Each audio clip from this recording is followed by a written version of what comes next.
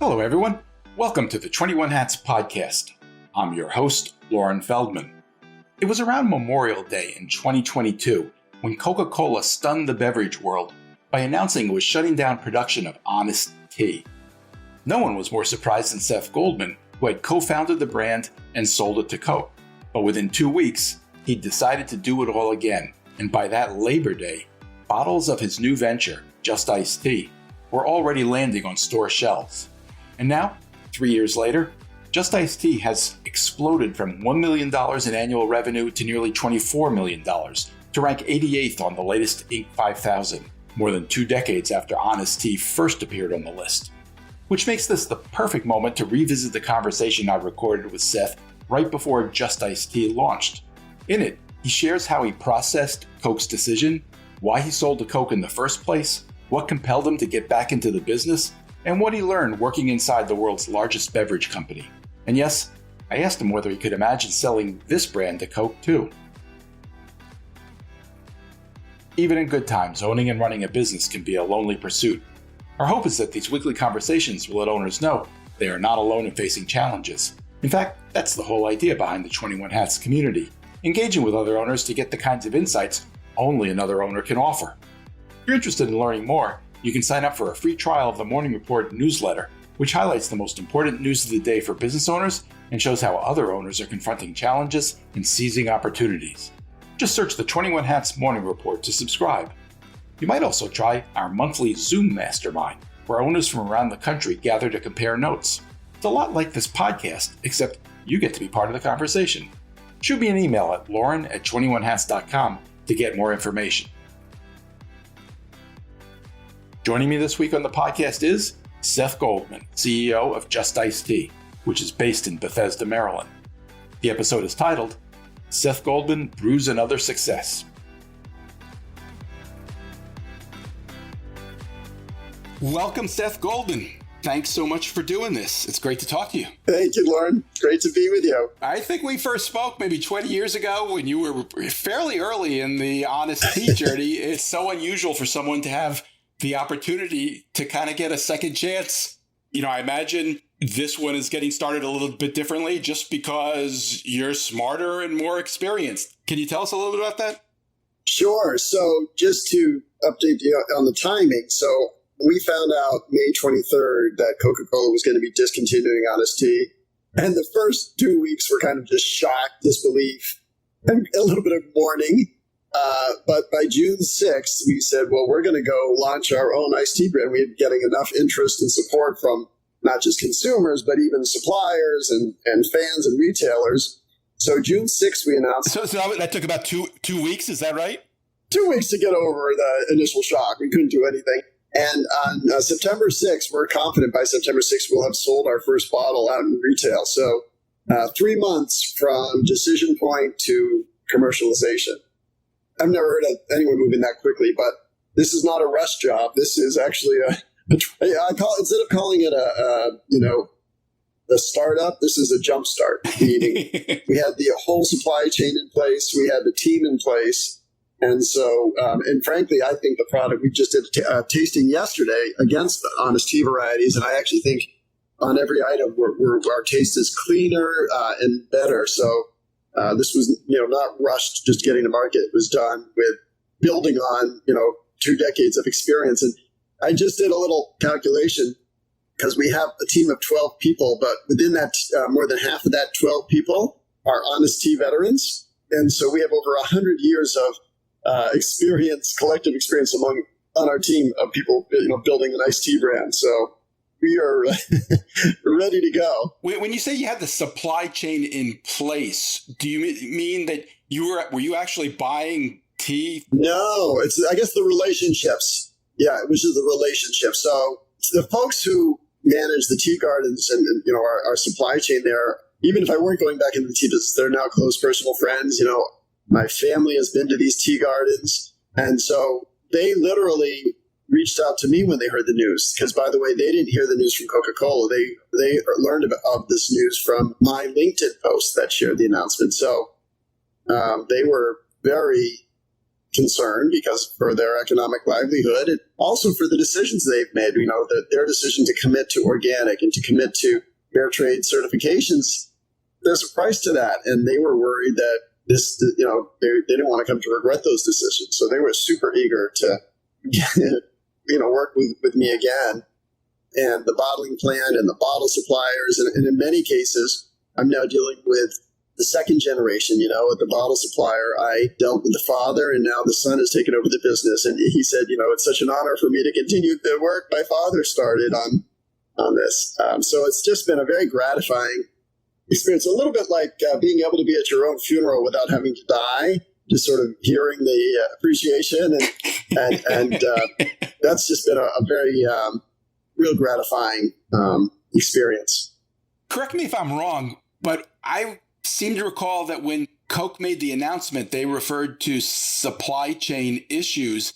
It would be kind of interesting if you were able to walk right in. What do you make of that? I think they did have supply chain challenges because I saw during the pandemic, I would go to stores and I would see shelf voids where, there should be 10 varieties of Honest Tea, and I'd see either none or maybe one or two bottles. So there were challenges.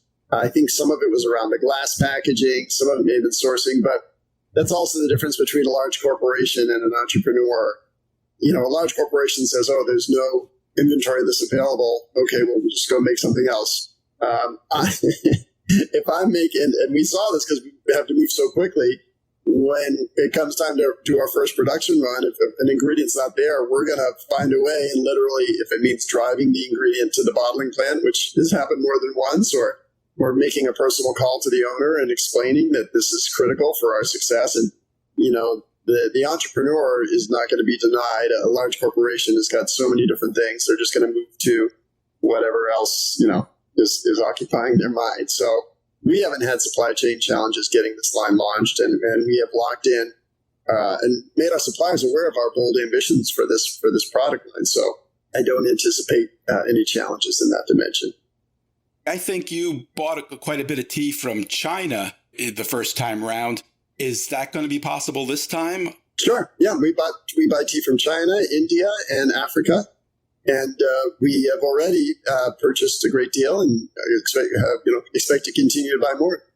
It's all certified organic and all certified fair trade as well. And there aren't the supply chain issues associated with China that were so prominent early in the pandemic.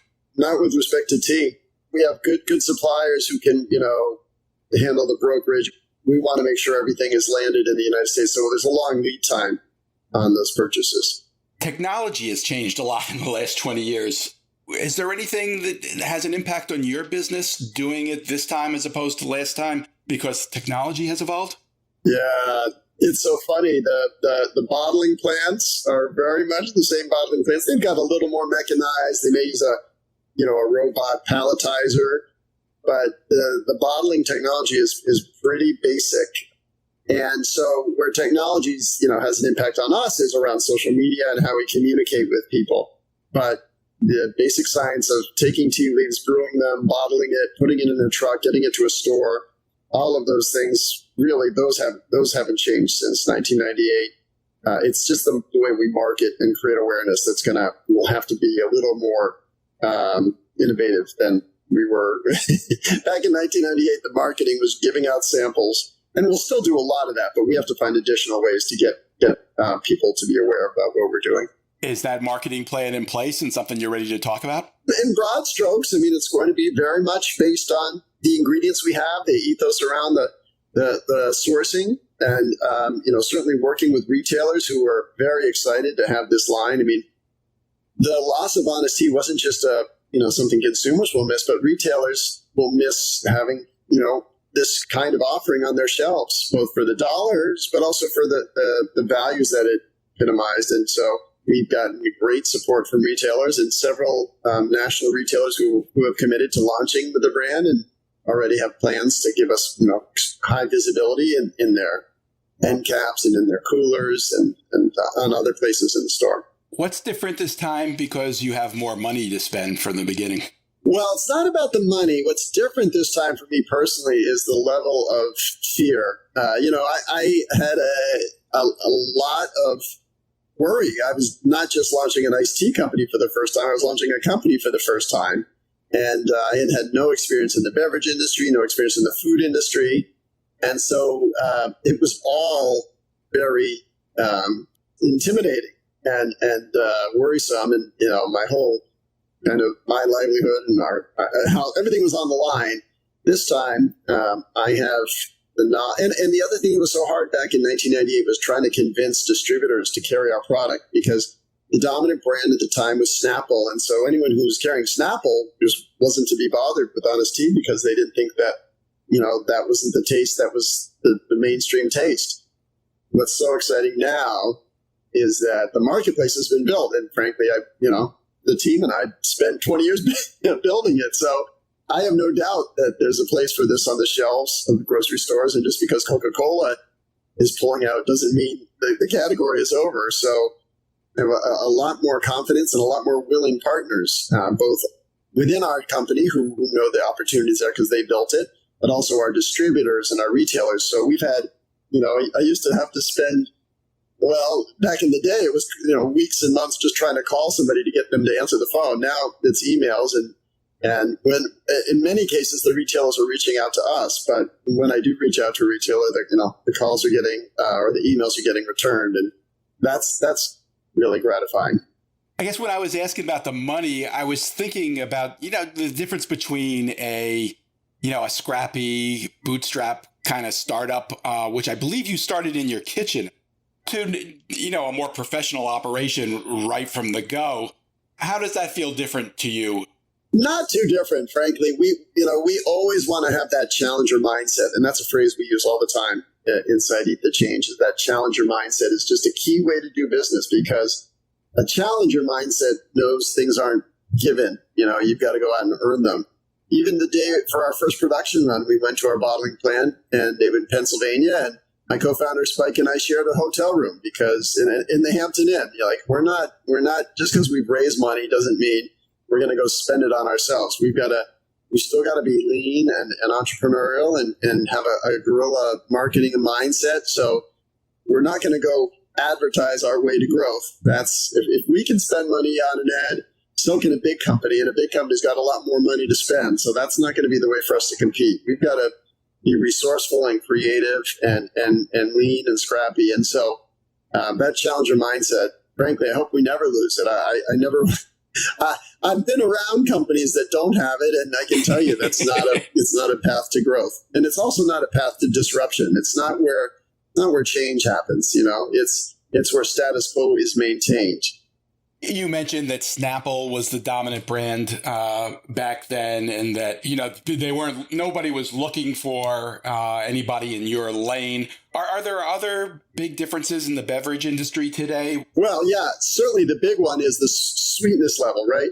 When we started back in 1998, we were the only people trying to sell a less sweet tea, and it was a little bit like crickets, right? Nobody even understood why we would try to do that, because the Snapples of that time, or Arizona iced tea, were much closer to soda from a calorie and even from a ingredients perspective. But now that's all shifted. Somebody said to me today, you guys were ahead of your time 20 years ago. Now it is your time. And so we can avoid the pretty grueling learning curve that we had to go through as a company, but also that we had to take consumers through. So that's a big change. The other one, of course, is organics. When we started in 1998, we had some organic ingredients, but there wasn't a national system for administering an organic seal. Now there is a USDA certified seal. And fair trade as well. There was not a chance to use fair trade ingredients in a national brand, both for scale and then for marketing reasons. And now there is as well. So it's wonderful that all of those have advanced and can be relevant for us. You said you can avoid the learning curve that you went through as a company, not just in terms of teaching consumers. What were you referring to in terms of the internal learning curve? How do we work with distributors? How do we make the product? I mean, you may remember, because when we met back in early 2000s, Honest Tea still had like an inch of sediment on the bottom, because we were using real tea leaves, but we didn't know how to filter it. But, our first production run we've already done here, and we've got this beautiful clean tea. It's still very much got all the right tea notes. It just is much cleaner filtration. So, some of this stuff we just had to learn and was painful. We've already been able to leapfrog all that. When you raise money, and I think you've raised more than $14 million, if the reporting I saw was correct, that's a responsibility. You're when companies go into public markets, they disclose risk factors. They talk about what could go wrong. Did you warn your investors of anything that could go wrong here? Oh, always. And any accredited investor should be familiar with the risks. But look, most companies don't make it. And it's easy for someone to look at my track record and say, oh, there's not a risk. But of course there's risk here. I'm curious if there were any risks that you highlighted that might be worth talking about. I always make a point of sharing the risks. So, it's still, even with all our advantages and the funding and our team, it's still an uphill battle. We're challenging established interests. And, it's certainly worth noting that Coca Cola exited the space because they didn't think it was worth going into. So that should raise some questions. We'll certainly assess those risks, but obviously we've decided it's a risk worth taking. Do you have a national retail deal in place? We have several. We haven't announced them yet, but yes, we have several national retailers who are already ready to go and have given us the commitment to launch this in the coming weeks. I believe at one point we spoke about why you decided to sell the business to Coca Cola. And I think that the main thing you emphasized to me was the need for better distribution, and that you didn't think you could get there as a small business, which I think Honest Tea may have been around $20 million in sales at the time when you first sold to Coke, and that's what Coke was bringing to the deal. Yeah, we've always had the mission, and it continues through today, to democratize organics, to make healthier foods available, not just to the healthy and wealthy or just to people on the coast, but to everyone. And so, when Coca-Cola arose as a potential partner, we thought, who better to democratize organics with, and who better to make a change, in America's diet with than the world's largest beverage company. And so I still stand by that decision. I think it was the right decision. What I would have done differently now, in retrospect, is I would have made sure Honest Tea got to be larger before turning over ownership to Coca-Cola. It was still too small. The scale wasn't there. So it was easy for them to say, okay, well, we got a lot of priorities. This will not be one of those priorities. But here at Eat the Change, our goal is to make planet-friendly food available and help change people's diets and the way they think about their diets. You did get some backlash at the time of the sale from people who thought you were selling out and not remaining true to your principles.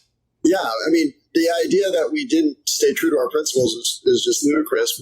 When Coca-Cola invested, only 40% of our product was fair trade certified. They invested in 2008. By 2011, all of our products were fair trade certified and organic.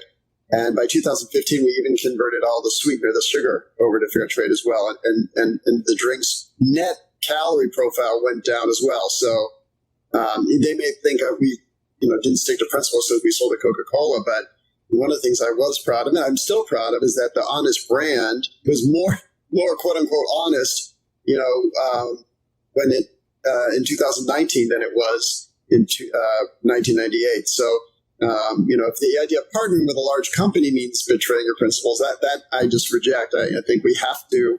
A mission-driven entrepreneur has to have the aspiration to make impact happen at scale. And so, I have the greatest respect for the small craft entrepreneur, but that's not an aspiration I have. My goal is to make change happen at scale. And in order to do that, you either have to become one of the world's largest companies or you have to work with the world's largest companies. And that's exactly what we did. And, to talk about the impact, we brought Honest, and Honest Kids, by the way, which is not being discontinued, is, carried in McDonald's, Wendy's, Subway, and Chick-fil-A, some of the world's largest restaurant chains.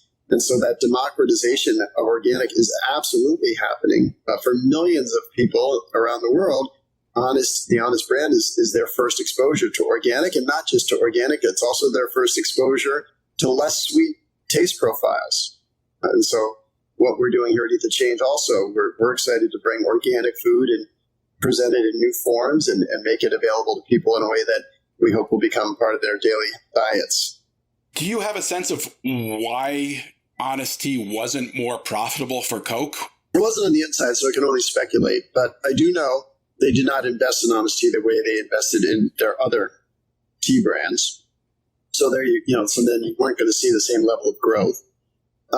And then during the pandemic, as you know, they had supply chain challenges. So then when they get to after the pandemic, and it's obviously shooken up the whole business, they went through a process called fewer, bigger bets, meaning fewer brands betting on bigger ones. And so Honest Tea, as they look at the numbers, isn't growing.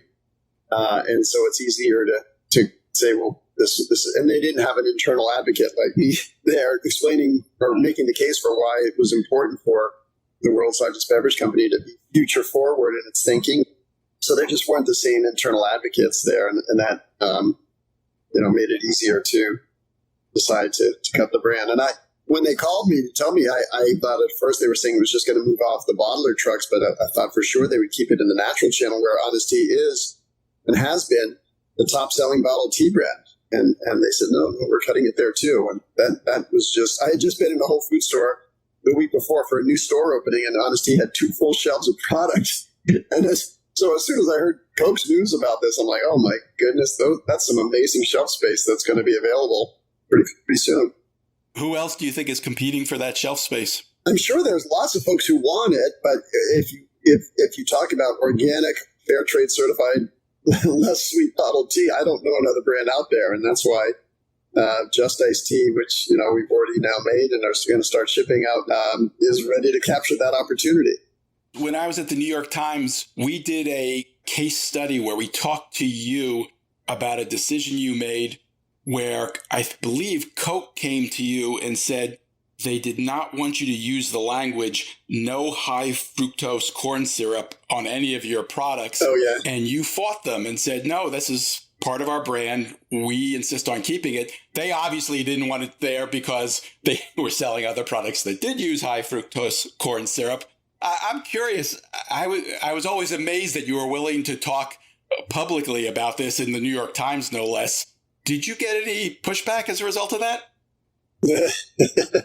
Sure. Well, from Coca Cola, not from a consumer, but yeah. No, that's what I meant. Yeah, they were not thrilled with that, but it was real and it was honest, and it certainly continued. That language continued to be on the Honest Kids package, even when Coke bought the brand. So even though they had a bit of a hard time understanding it, they eventually recognized that what I was saying was relevant for the consumer.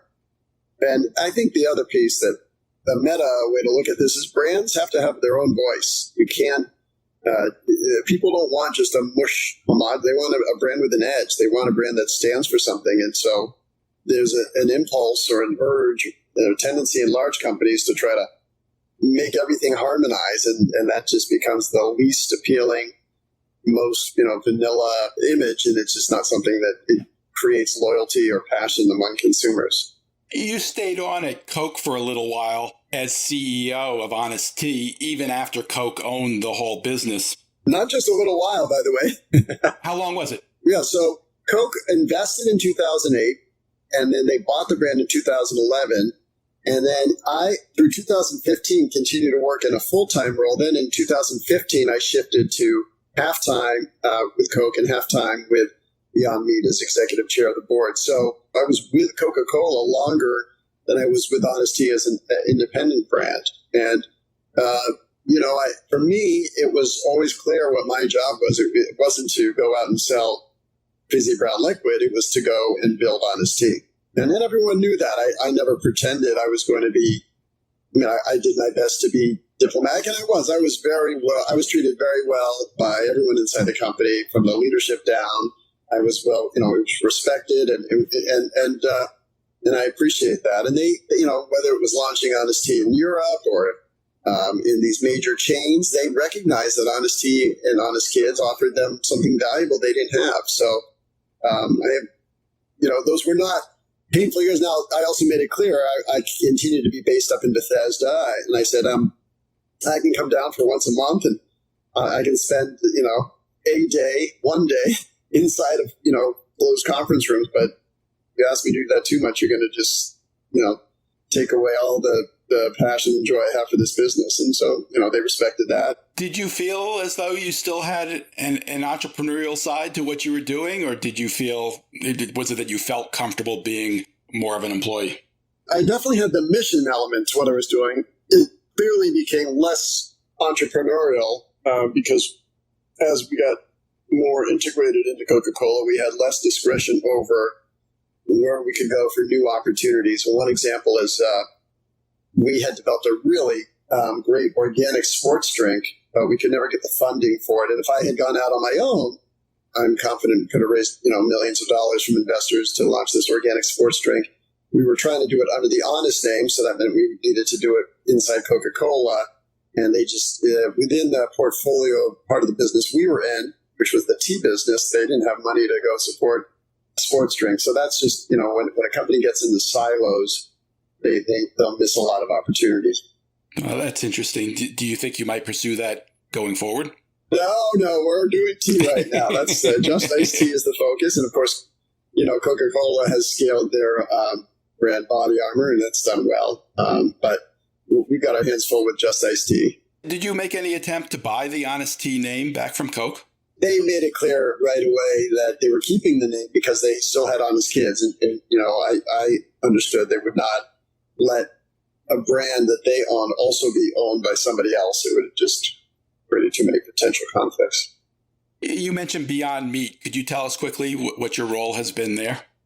Yeah, so I joined the board in 2013, and I was executive chair from 2015 through 2020, and helped that business grow and scale from really just around $1 million in sales to going public and going international. And now I'm chair of the board. So as a governance role, I'm very engaged, but I'm not part of the management team. And tell us about Eat the Change. When did that start? So that started in 2020, just after I stepped away from my management role at Beyond Meat. I felt there was an opportunity to move people's diets towards planet-friendly foods and doing it through snacks. And so I started this company with my co-founder, Chef Spike Mendelsohn. And our first product was a line of mushroom jerky. And then we brought out some carrot snacks that are delicious and more nutrient dense than a lot of the snacks out there for both adults and children. And that business was growing. And then this iced tea opportunity got presented to us. And so Just Iced Tea will be offered under the Eat the Change umbrella, but it will have its own name, Just Iced Tea. And will you continue to do other things with Eat the Change, the snacks and the stuff that you had previously been working on? Oh, yeah, for sure. Yeah. What now happens is we can create a flywheel where the tea, gets into the store and it can bring along the snacks. Or if we're doing a sales promotion, we get an end cap in a store and we'll have the bottled tea as a dominant offering, but we'll have our snacks alongside it. And that's wonderful because I used to see Honest Tea, on the end cap of a store, end of an aisle, and there'd be some other snack, offered alongside it. And now we get to have Eat the Change, have the drinks and the snacks. You're also co-founder of a vegan fast casual chain? Yes. Fast food. It's called Plant Burger. We have 12 restaurants, all plant-based, featuring burgers, shakes, and fries. And this is a fun one. It's, I would say it's indulgent plant-based food. It's not it's healthy in the sense that it's plant-based as opposed to animal-based, but it isn't positioned as a health food store. It's a delicious burger concept. And Chef Spike is a co-founder on this one as well.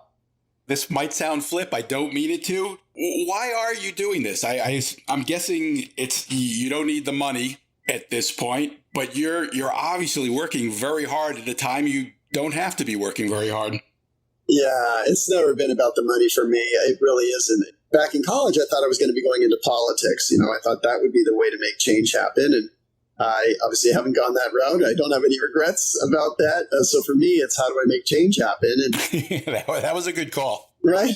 If we had a healthy population and we didn't have a climate crisis, maybe I'd be, enjoying different parts of life. But for me, this is work. This is work with purpose. It's work I care about. And I really wouldn't want to be doing anything else. How many hours a week are you working? It's easy to imagine a lot. I don't keep track of it, Lauren. Because it doesn't feel like work, I mean, I was on the phone last night, 9:30 p.m. with our New York distributor. And of course, this is someone I've worked with, for decades. And we're trying to solve some issues. And it's like, oh, this is an important part of the work. And, the wonderful thing is my wife and my family have been just incredibly supportive, and they believe in it too. When we got the news about Coca Cola discontinuing Honest Tea, I would say my 3 sons took it harder than anybody. So they were really upset and angry about it, and we had to talk to them about why. What's their age range now?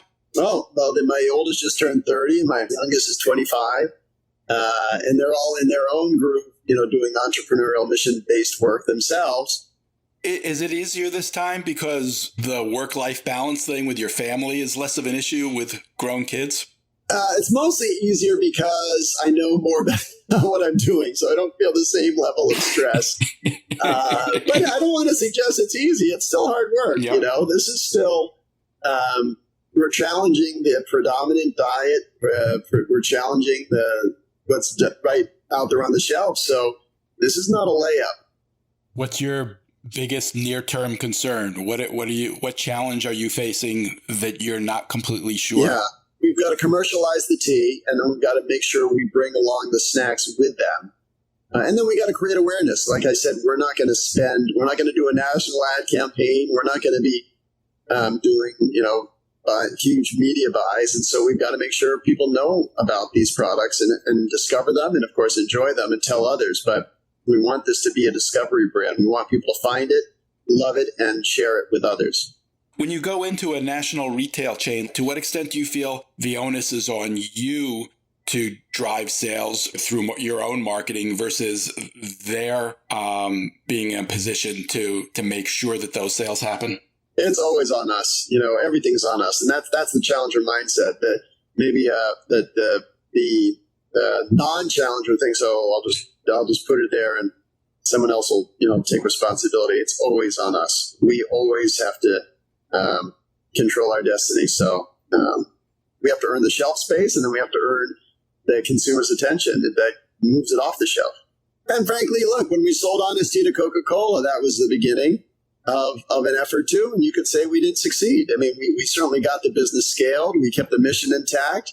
But the brand didn't ultimately survive, and that's a shame. So it is nice to get this next opportunity. Could you imagine one day selling this one to Coca Cola?